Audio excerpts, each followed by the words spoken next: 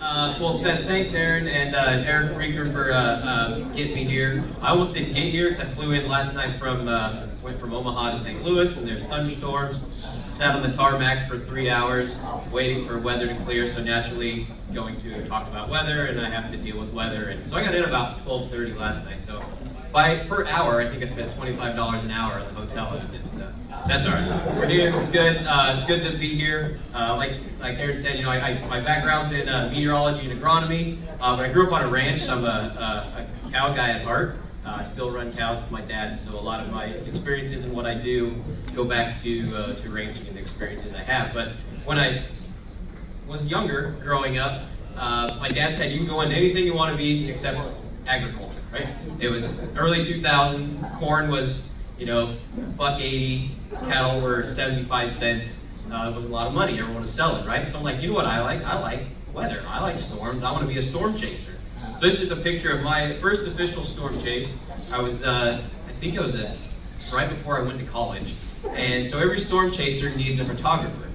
And so now, selfies didn't exist, and so I didn't take that myself, so I brought my sister along. She was 12. And I didn't tell my dad because the storms were only about 3 miles away. I was like, this will be great. We'll run out, you take some pictures while we're going. And so I had her buckled up and everything, and if you like storms, this is what you're going for, right? This is where the action happens. So we're driving right alongside, things are going well, like this is perfect. And then I get passed by this thing. I was in a GMC Sierra, and this is better equipped than a GMC Sierra, so I'm like, oh, I know what that means. That means we're close. This is really good. And so they kept going. I sort of pulled off because it started getting a little hairy, started looking rough, and then little did I know it started turning into this. And it took me a couple years of college to know what rain-wrapped tornadoes are, but that's what happened here.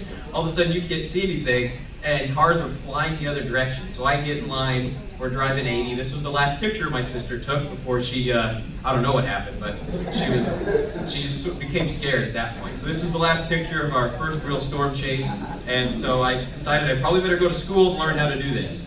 That doing it on your own is not exactly safe.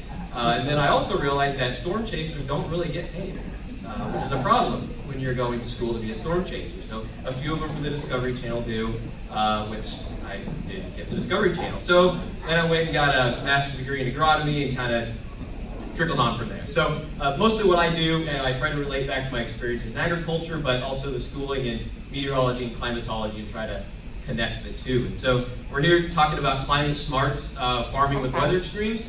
And with the producers that I work with, those two things a lot of times don't match up. Thinking about climate and how it works, we think about the climate in Nebraska. It's not all that different from Ohio when looking at all the changes that Aaron was talking about. But we have 35 inches of rain on the southeast part to 12 to 13 inches of rain annually on the western part. So extremes can go from one thing to the other. So a lot of times what I talk about with farmers is thinking about those extremes while still paying attention to what happens in the weather. So do you guys still like LeBron?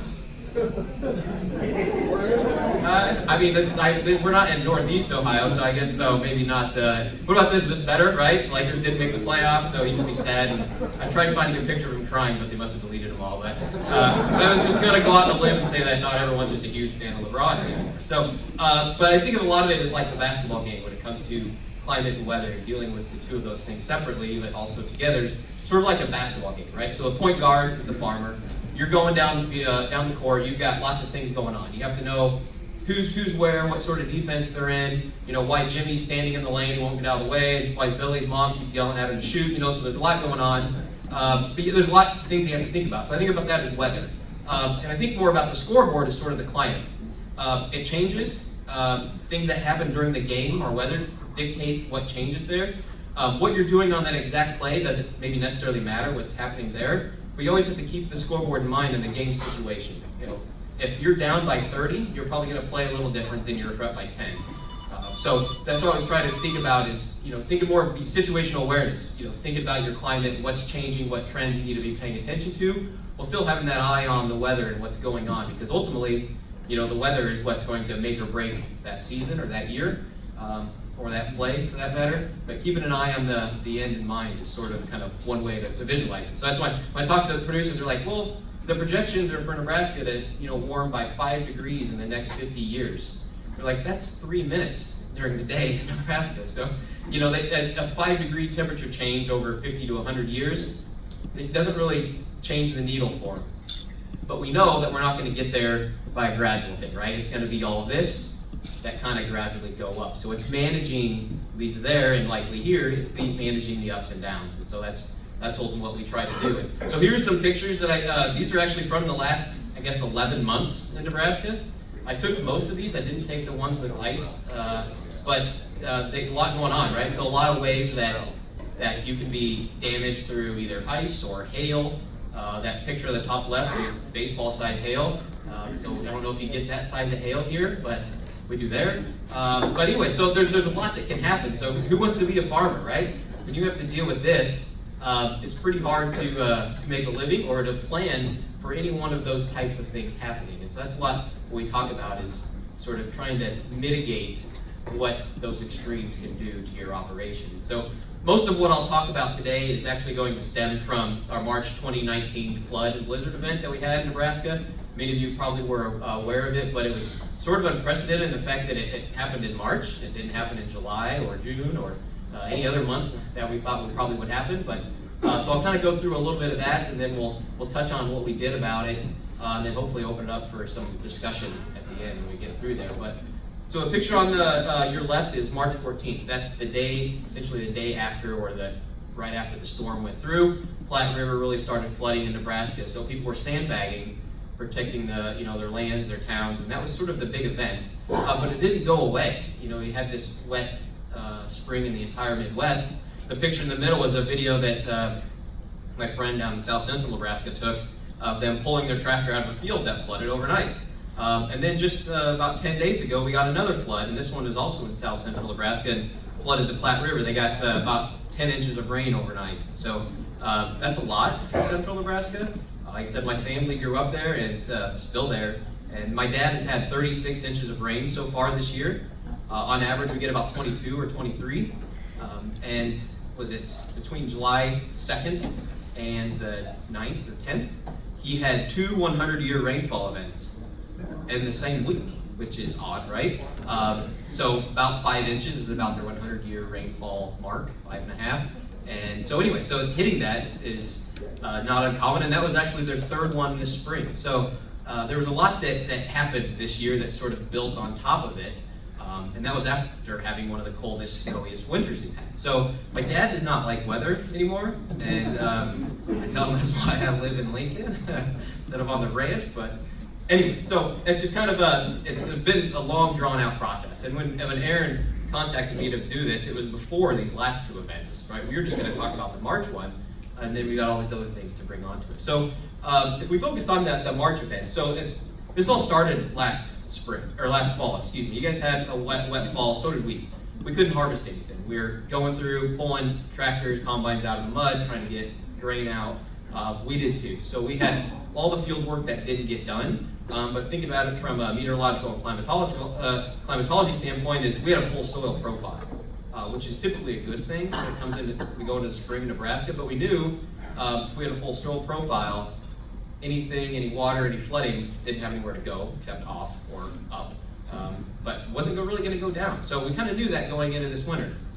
And then we were trucking along winter, and then January hit, and we went about mid-January. We went some sort of trekking along our upper end of our climate, so relatively warm. Then mid-January we flipped a switch. The polar vortex that they mentioned earlier is sort of a real thing, other than it just gets played up by the media a lot. But essentially that's sort of what dominated the rest of our winter, is that sort of set in, and we all of a sudden got to our bottom half of our climatology when it comes to being cold. And then February came. February was awful, terrible month. I should mention that my wife's from Fort Lauderdale, so winters like this are not good for my marriage. So the fact that it was record cold in February doesn't settle very well. She likes this white Christmas thing. She's a big fan of that. They didn't have that in Florida, but she's not into this, white Easter and white St. Patrick's Day, white, all these things. So, but February was pretty rough. like around Lincoln, we had 300 to 400% of normal snowfall. We had our whole season's worth of snowfall in about 3 weeks in February. And very cold, 10 to 15 degrees below normal for the entire month. So as you can see, this sort of setting up. All of a sudden, we've got a full soil profile. We've got about 2 feet of snow sitting on top of the surface, 2 to 3 inches of water sitting up there. Very cold. And this is sort of what the pattern looks like. And I don't want to bore you with too many of these, but you sort of see the wave pattern. And that's how our atmosphere works. If it's not moving very far around the globe, those little lobes, you get stuck in patterns. And I want you to notice a big green blob over the central North America. And that sat there for quite a long time, and that's what really got the deep cold, dark blue colors there. So 5 degrees Celsius, so about 9 to 10 degrees Fahrenheit for that entire month. So below normal. Anyway, but what you'll see is some of the warm spots. And one of the things I'll mention when it relates to climate change is, the warmer Arctic, it doesn't always stay there. And what happens there can influence other regions. One of the things that they've really been looking at is how that warming in the winter, or anytime really, influences the jet stream and how that pattern works. What we've been seeing in Nebraska and a lot of the Midwest is a really cold end of the winter.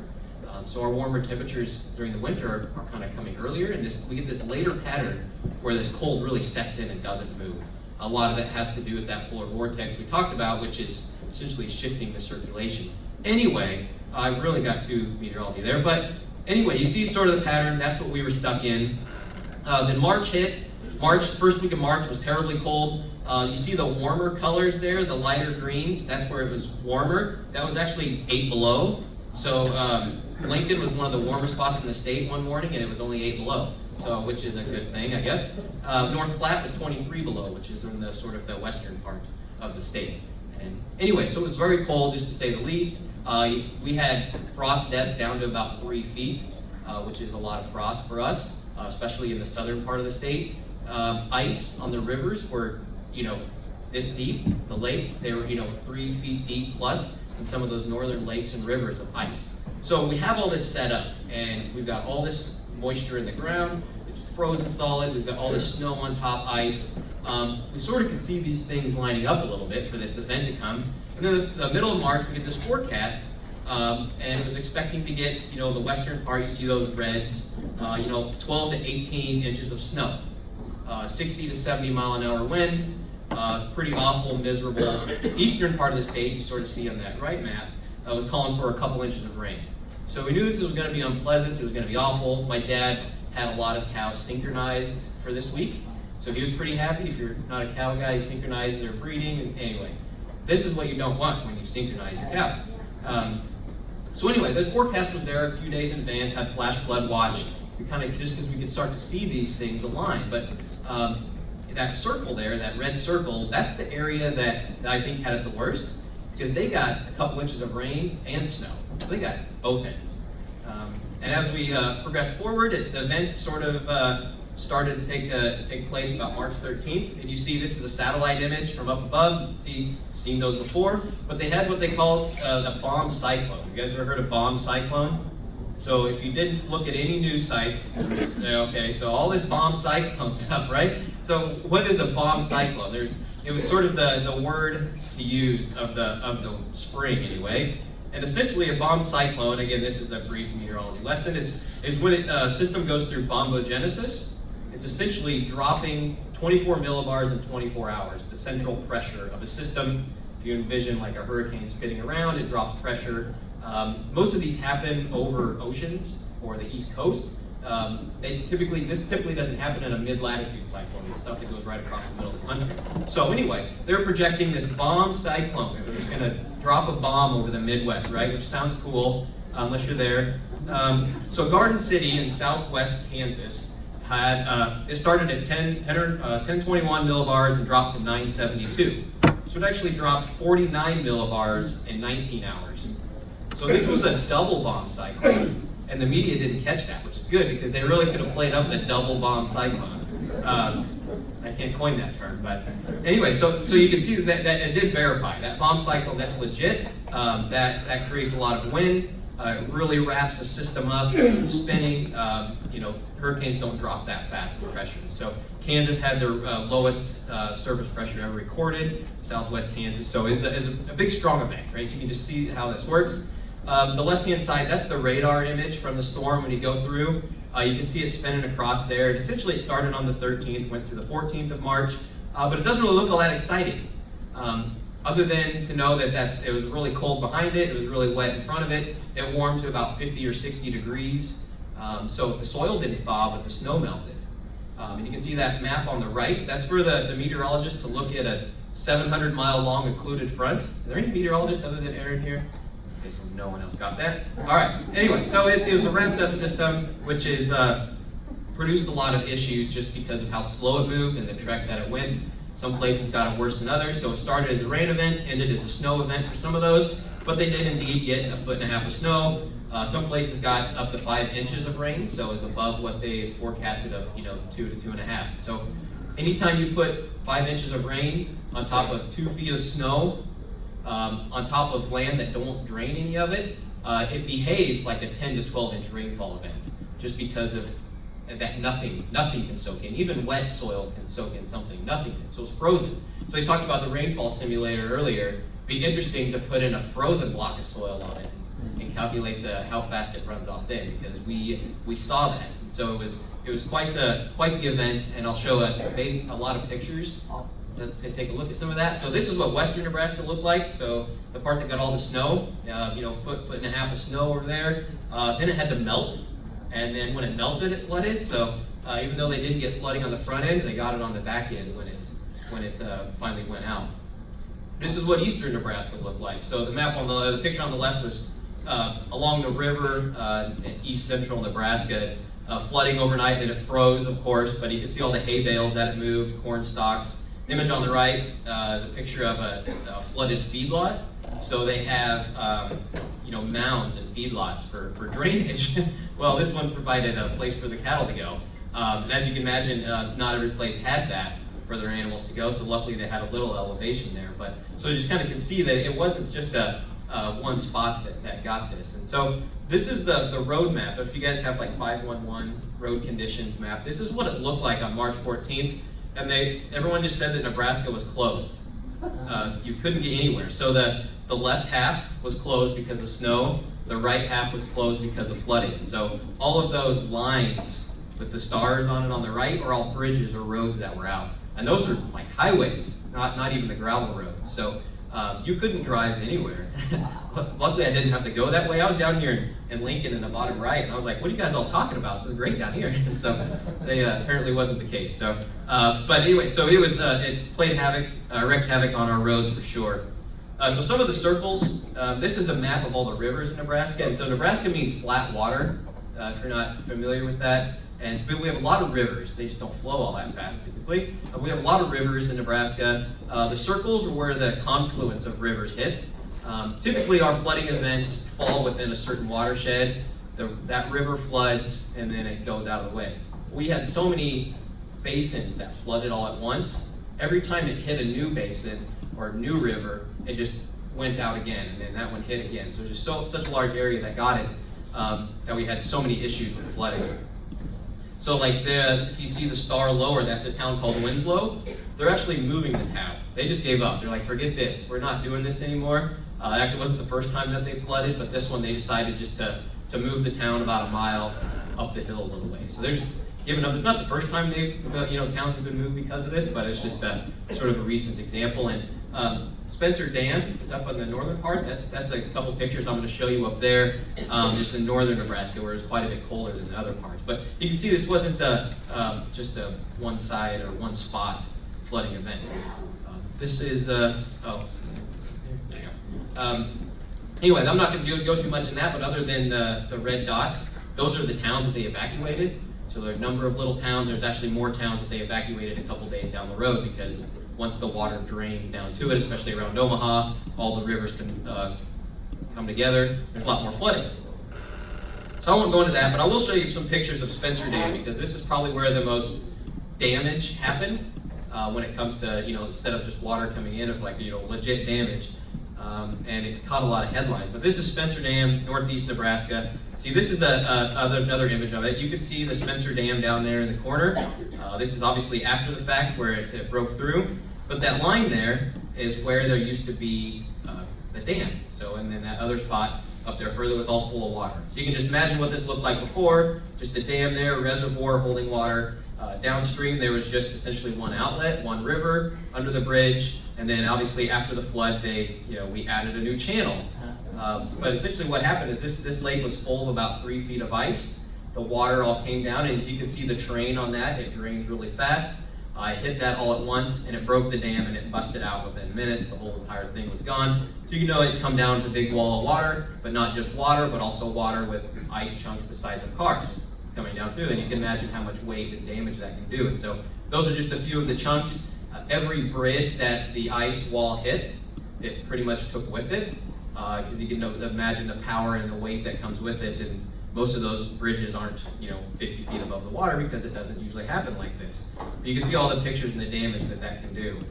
This is just a picture of, again, sort of right next to that Spencer Dam, where the ice is big, right? And so the damage that it done, and there piles and piles of ice for months sitting on the land, because it takes a long time for it to drain away, or to melt, excuse me. And then just what it does to trees. Chips away all the bark. You can see all the sand deposited there. That used to be grass, so you can't really graze sand. At least my cows don't. So there's not a lot of use for that there. So there's just a lot of images at one end of the state to the other. Anything from flooded houses, flooded railroads, infrastructure. Our ethanol plants produce a lot of feed through their distillers to our feedlots. Well, all of a sudden you can't get anything in and out of ethanol plants. Feedlots are running out of feed. They're not, usually they can find a little bit around, but it messes up your rations and all that stuff. So that trickle-down effect that happened all across the country. So I'm just going to watch this video here. Our Farm Bureau did a video of sort of damage to the family that had damage. We got to go now. And I said, we got to go now. We just run. We had so many things that we needed to do, but you just run. That's all you could do, is run away. With little warning early Thursday morning, Willard Rosichka and his family did all they could to try to save their cattle and farm equipment before outrunning an 11-foot wall of water filled with massive ice chunks barreling down on them after a dam on the Niobrara River broke nearly 30 miles away. But even with the help of friends and neighbors, the Rosichkas couldn't save everything. I got to the top of the hill over there, and I turned around and looked back, and it looked like an ocean down here. I mean, it looked like an ocean. And I sat there on the hill looking at it, and I just started bawling. I looked at Mom and I said, Mom, our house has water up to the eaves. Willard's son and fifth-generation farmer Anthony barely recognizes the farm he grew up on. Pipe fencing he built with his own hands, now mangled. Barns and sheds that held a lifetime supply of tools, demolished. Their 100-year-old house miraculously still stands, but is unlivable. The kitchen is on this corner, and that took the brunt of the initial hit, and it busted out the window, and it was half full of ice, mind you. I've never seen anything like it in my life. In the midst of calving season, Anthony was looking forward to caring for calves in his new barn he spent the previous year building. Still have ear tags that didn't even use. That alarm clock. Instead, he is left to rely on neighbors to watch over his cattle herd that he could save while he cleans up the devastation. Our cow herd is so messed up right now that I couldn't even tell you what we lost and what we haven't lost. I couldn't even tell you what has calves or what don't have calves. And for me, I could show you my calving book. I keep track of everything. In addition to their barns, sheds, and equipment being swept away, the Rosichkas lost all their bulls and several cows and calves. A heartbreaking loss for a family who cares so deeply for their animals and the land they love. Yeah, we'll figure it out. Yeah. But what they didn't lose is each other. That's our 25th wedding anniversary, ain't it? In the days following the tragedy, friends, neighbors, and volunteers arrived on the Rosichka farm ready to help. They're finding tools and equipment that can hopefully be salvaged, and personal mementos that were thought to be gone. Thank you to everyone involved in helping. I don't know how to thank everybody. I just want to give everybody a big hug. There's no handshakes anymore, it's hugs. It will take days, weeks, months, maybe even longer to recover. But walking away is something the Rosichkas aren't ready to do. You want to quit, but I'm not going to quit. I am not going to quit. I'm not going to quit. We weren't fancy people. We're not rich people. We're just ordinary people. We liked it out here, and that's just the way it is, and I'm not giving up. Common theme in a lot of those places that lost 300-400 cow herds, feedlots, and there's estimated a couple $100 million in cattle losses, a couple $100 million in crop losses. Not even, there weren't even crops growing. It's just the damage that it did to the fields. And so that's kind of what I'll show you here is some of the ag impacts that most of us are here for is this ag piece. And you can just take a look at some of the things that maybe you don't expect to happen that did, and some of the issues that came up through it. And obviously debris on fields was a big one when it comes to crops. Nothing was growing yet, but there's a lot of stuff deposited on the land.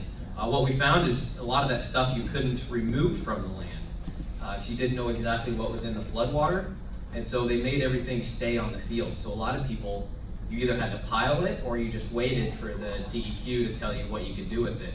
And eventually they figured out that if you tested the sand, you could haul it away, but it was going to cost you anywhere between $1,000 to $1,500 per acre foot of sand to remove. So if you had 3 feet of sand on your field, it was going to cost you $5 grand an acre to remove that. So you're paying for the land again, and so some people, it's hard to do that, right? Field repair, luckily with this event, with the ground frozen, you don't get a ton of erosion. Some spots we did, just confined areas, but there were some areas like that. And then the agronomic challenges that come with depositing sand on your land or silt or anything, there's a lot of agronomic challenges that came after that. Corn stalks being one of those, that was probably one of the biggest problems and common issues we had was depositing corn stalks. And you couldn't move those from your field. So you either had to spread them back out or you had to burn them. And so it was really tough for people to decide what to do with all these corn stalks, but almost every field had corn stalks on it. This is just a drone image of a center pivot. So we have a lot of center pivots in Nebraska. And so that anything that was full of water, you have issues, it's rust, it's water getting in your drives, your motors, all that, the water gets in there. You see you're a long ways from any river. So this wasn't a river flooding event. This was just naturally the water didn't have any place to go. So you run into a lot of issues for your power systems. And so you have to go through all those, and you're cleaning sand out of your different systems and wheels and things like that. You had the sand in there. And so there's a lot of issues that people are coming up with that are finding now as we move forward. We had a lot of issues with anything that was growing. You were happy because you didn't have to worry about planting, but the diseases were quite significant, and anything that was growing, any forages or wheats, so we had to deal with that. So if you were growing that, you had to worry about fungicides and things like that. One of the things we didn't think a lot about was the grain in the grain bins. We knew it was bad if you see this, but we had a lot of grain bins that just had about a foot of water in the bottom, but you also couldn't just dispose of those. You didn't know what was in it, and so you couldn't feed it to cattle. What did you do about it, and how did you get it out? So there was a big demand for grain vacs to go vacuum the grain out of the grain bins. And how do you get solid, exposed, what do you want to call swelled grain out of the bottom of a bin? So all those issues that we are still going on with today. This is a fertilizer facility, so you can imagine what the secondary containment didn't hold, and so there's a lot of issues with fertilizer in water. What does that do for all of their systems and their structures they have in place to haul fertilizer? So you can imagine the issues with that. Not only didn't get any fertilizer applied in the fall, now we don't have any fertilizer left. So then now where do you get it from? It got applied. It got applied to the Gulf of Mexico probably. So you can imagine lots of environmental issues that come along with it. One of the other things we dealt quite a bit with was lease agreements. Farmers coming in, if you're renting this land and it's got a whole bunch of silt and sand on it, how does that work? Who pays for that cleanup? How do you adjust your lease agreement for that? And if you're shares, you're probably splitting that risk up, okay? But what if it's a cash lease? Who wants to take the hit on that? So a lot of times there's some issues there. Pasture leases are the same way. Property taxes. So I don't know what your property taxes are like here in Ohio. But in Nebraska, I would be hit with 4 tomatoes by now with saying property taxes, because we're about $80 to $100 an acre on cropland property taxes a year. So they're quite high. And so anytime you have land that's flooded full of sand, it went from $10,000 an acre to worth about $1,000 at best. So who wants to pay property taxes on that? So they did pass a bill, LB 512, that essentially allowed you to reclassify your land in the middle of the year. Took effect immediately if you had land that was damaged. So it's one way the legislature came through. This is a hard picture to look at. Sorry if after lunch, but the dead animals were significant. They were deposited in lots of places and people didn't know what to do with them. So the DEQ stepped in and provided cost share for rendering. There was lots of animals that died before the flood because of all of the cold, and then the flood took a lot of weak animals with it, essentially. So how you dispose of that, funds the cost. So there's significant, at least from the feedlot standpoint. And if you're a cow-calf, I hit during calving season. So I took these pictures. I took a few days off to go help my dad. And so, yeah, we were chipping out baby calves to show proof through the livestock indemnity program on losses. And then you're dealing with who calved and what didn't, and you're grafting cows. And when you have a cow like that, you have to tie the leg back. So I don't know if we have any cow people in the room, but that's kind of how it works. And so there's a lot of things that happened on the livestock side as well. We worked a lot with the USDA FSA office on cattle comfort. So there's a cattle comfort index that looks at animal stress in the hot and the cold, because a lot of these systems weren't necessarily showing up for the FSA for their livestock indemnity program to trigger a severe weather event or extreme weather event. But as you can see, our animals should be living in that green to maybe yellow area. And we were spending weeks in the extreme danger category when it comes to livestock stress. So cows were dying just because of the cold before it even flooded. So it was pretty significant there. Rangeland, anytime you had sand deposited on rangeland, again, my cows don't eat sand, so you have to do something with that. It took out a lot of fence with it. My dad replaced the same fence 3 times this year, just because he had those big rainfall events. So he's getting good at that, or the hired man's getting good at it, one of the two. We have a fence lot, so there's a lot of dispute on who pays for what and some of those types of things. There was some cost share from USDA on that. So just a number of these things that I don't know if we were quite prepared for. Hay and forage, obviously it flooded a lot of hay. We were short of hay, and then what we did have a lot of it got flooded. You couldn't reuse that. You couldn't grind it. You couldn't do anything with it. You had to burn it, or you had to wait and let it sit for a while if you didn't want to burn it yet. But if you piled it, you had to worry about combustion and things like that. So you had to be careful if you had a building get flooded that you got that hay out. So they had to feed cows this way, which was kind of cool, except that it's never a good sign when that's how you have to feed cows. But the National Guard was dumping hay bales off with a big helicopter, so it was pretty neat. We brought in a lot of hay and forage because of that. There's lots of issues. You think about how that works. All the invasive species. From an extension standpoint, donation management became huge. Who manages all these donations and who distributes? It's one thing to take in, it's another thing to distribute, and to distribute to people that need it. We had a lot of requests for people that were giving donations that I want to make sure this goes to a rancher. I want to make sure this goes to a farmer in the area or something. So it's really hard to give the wishes, but also find that right person. And who decides it, right? Who decides what goes where? And so those are all things that we dabbled in. And then mental health and stress was an issue before this event and before the last 4 events. The markets alone did this, but you add flooding and losses and all those things on top of it. So in extension, we started setting up a lot of workshops and really paying attention to this because we realized that there was a need, especially in rural areas, for mental stress and health. A lot of times it doesn't get addressed. No one wants to talk about it, but it's legit. It's real. It happens as well. So we tried focusing some on that. But all the things, in addition to ag, there's infrastructure. Our infrastructure is a mess right now when it comes to roads. There's a lot of discussions on, even climate change coming into that. Most people didn't really want to talk about it or think about it, but if you're having this discussion on we need to build all sorts of stuff, how should we rebuild this? Should we rebuild it? We only have, should I build it for a 1 in 100 year event? Like, I don't know, it happened 3 times. You might want to build it a little bigger than that. And so that's sort of the discussions that they're happening now. Obviously, there's residential railroad supplies. You can't find gravel in Nebraska for all the road repairs. So, there's issues like that. And they said it estimated to take 9.5 years to recover from this event because it was supposedly a 1 in 1,000 year flood, the big one that hit in March. That's the second 1 in 1,000 year flood. They had another one in 2011. So again, statistics come into there a little bit. But so this is a common site.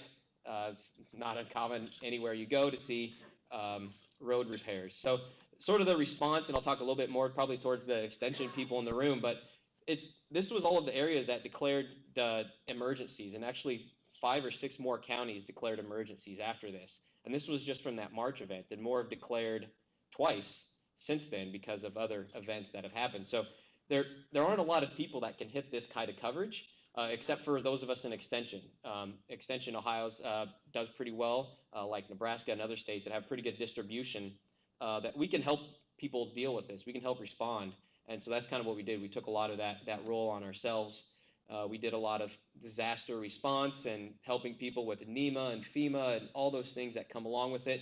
But really responding especially to the ag piece, at least I work in the ag world. So we wrote a number of crop watch articles. We've done, tried to do a lot of talks and presentations on what you can do to prevent this from happening again.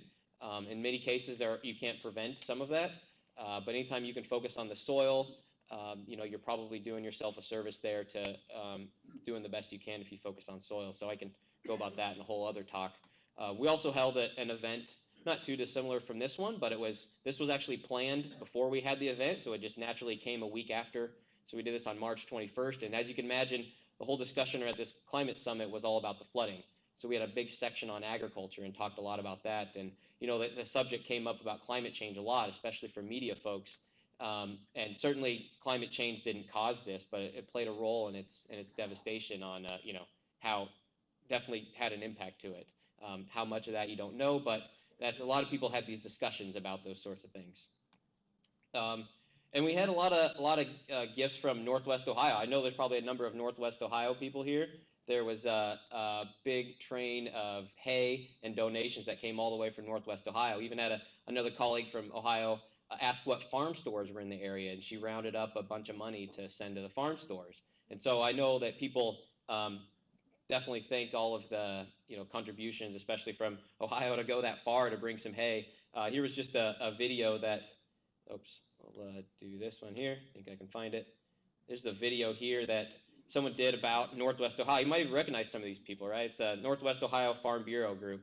Clay Patton on the Rural Radio Network. Just behind me is Highway 10, north of Kearney, south of Pleasanton, Nebraska, where there's a convoy filled with flood relief supplies, including hay, fencing supplies, and other items, all from the great state of Ohio. We're going to follow along and learn more about their story and just why they decided to donate to Nebraska.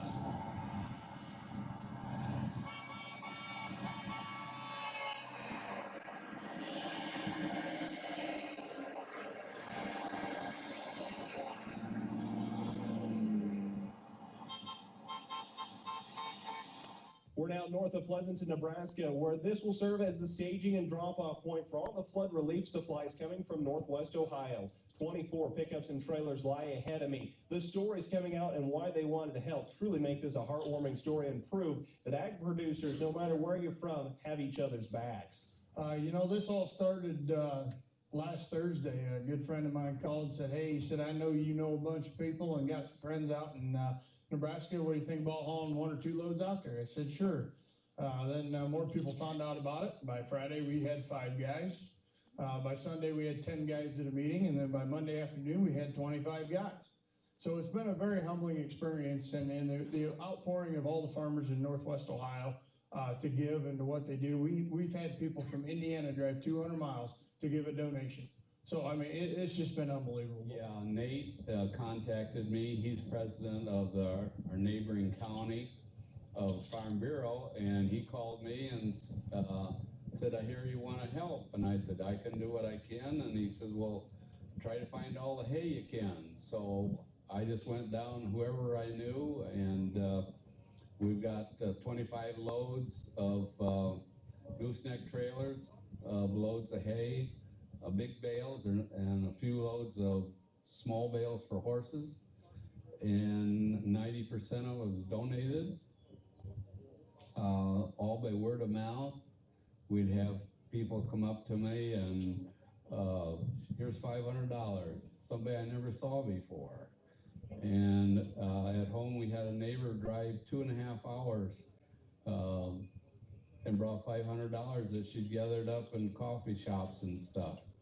And it's just unbelievable. We're from Stryker, Ohio, which is in the northwest corner of the state of Ohio, the furthermost county in the state, in the northwest corner. Farming and cattle are kind of my passion, and to me, it's kind of the equivalent of a church going on a mission trip, you know, and typically they're going to help people in need and, you know, just spread the love of Jesus, and I like to think that's exactly what we're doing here. And worse it is, a lot of the generations now will still be around to see this. You know, they will, the parents will speak of it, the flood of 2019, March 13th, 2019. You know, that date will stick in everybody's minds for a long time. Loss of a lot of cattle and loss of a lot of good feed.